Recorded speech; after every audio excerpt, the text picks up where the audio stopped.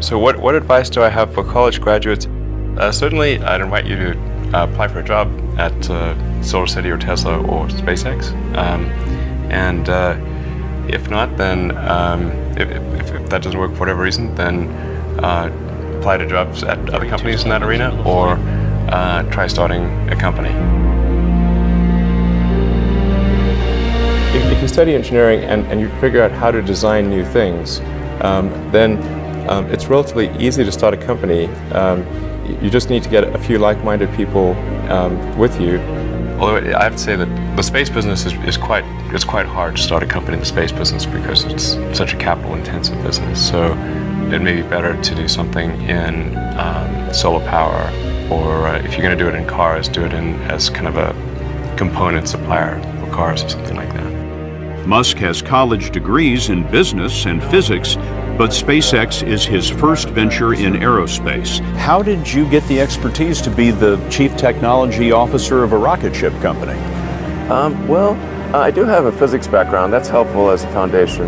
And then I read a lot of books and talked to a lot of smart people. Don't just follow the trend. You may have heard me say that it's good to think in terms of the physics approach, or first principles, which is, rather than reasoning by analogy, you boil things down to the most fundamental truths you can imagine, and you reason up from there.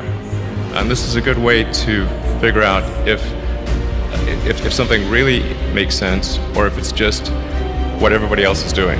It's hard to think that way. You can't think that way about everything. It takes a lot of effort. But if you're trying to do something new, it's the best way to think.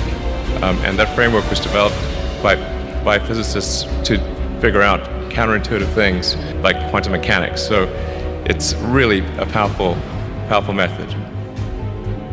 And I want to know, what is the one thing that has surprised you about your life? Well, I'm surprised about the whole thing, honestly. I certainly didn't expect for any of these things to happen, honestly. Yeah, I just I knew I wanted to be involved in technology, and in fact, the only reason I started a company back in '95, an internet company, was because I couldn't get it. There were only a few internet companies, and I couldn't get a job at any of them. So I tried to get a job at Netscape, and sent my resume in and tried hanging out in the lobby, but I was too shy to talk to anyone. And then I was like, okay, well, I guess I'll have to start a company because I can't get a job anywhere. Thank you.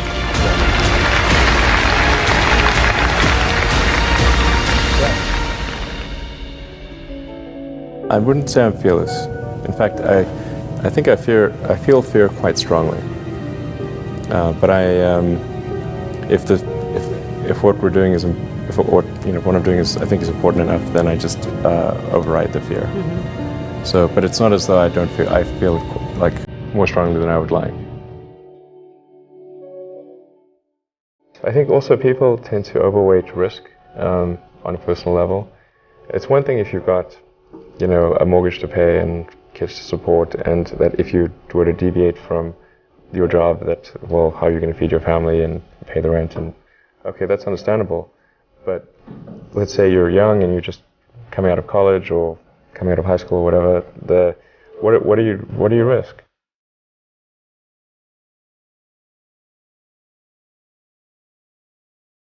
You're not going to starve. I mean, right.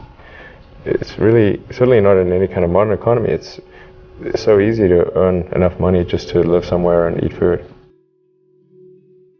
I don't know what are they afraid of? They're mostly afraid of failure, I think.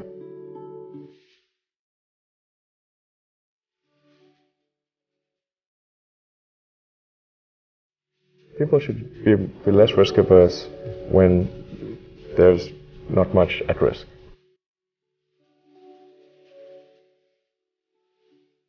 What is education? Like, you're basically downloading data and algorithms into your brain, and it's actually amazingly bad in conventional education, because it shouldn't be like this huge chore. Like, the more you can gamify the process of learning, the better.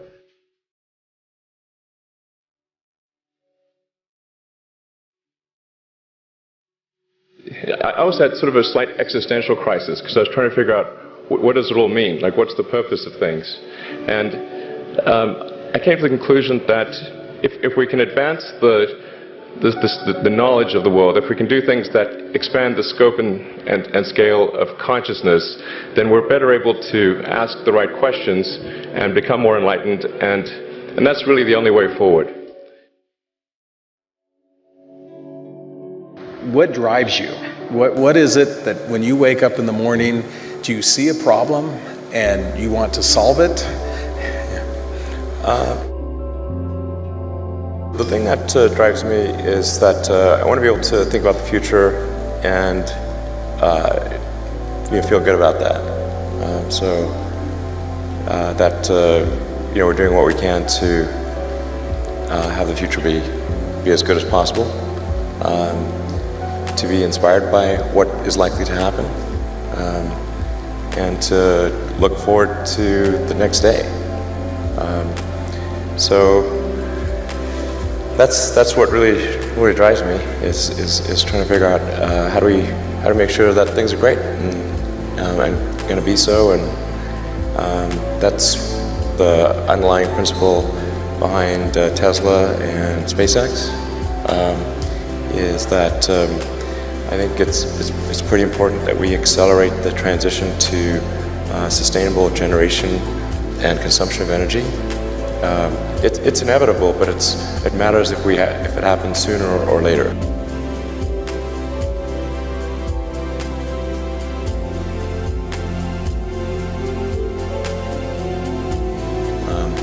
And then SpaceX is about helping make life multiplanetary, and doing what we can to continue the dream of Apollo, and ultimately make a contribution to life becoming multiplanetary.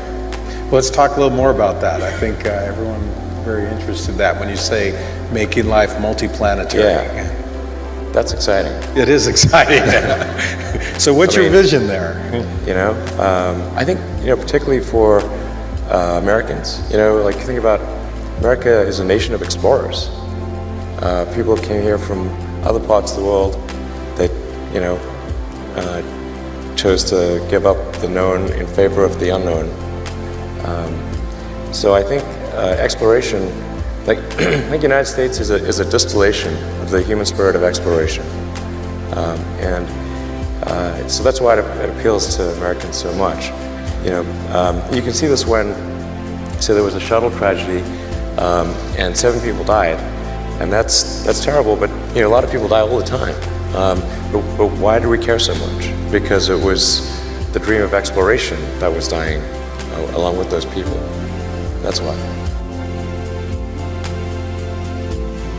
I thought both Tesla and SpaceX would fail at the beginning.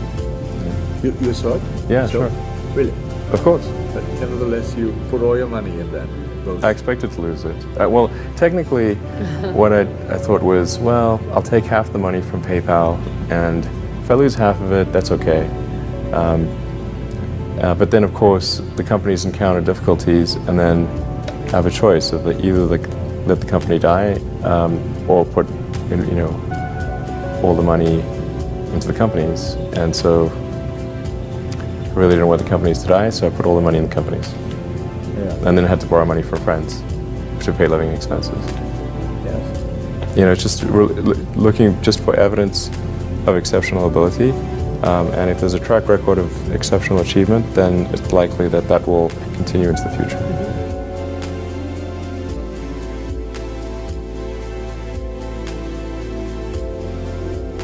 Well, it really depends on the stakes. If the stakes are high, if it's really important, then I will overcome the fear and just do it anyway. But essentially, I just drive overrides fear, but I feel the fear. It's kind of annoying. I wish I didn't. Okay. I wish I felt it less.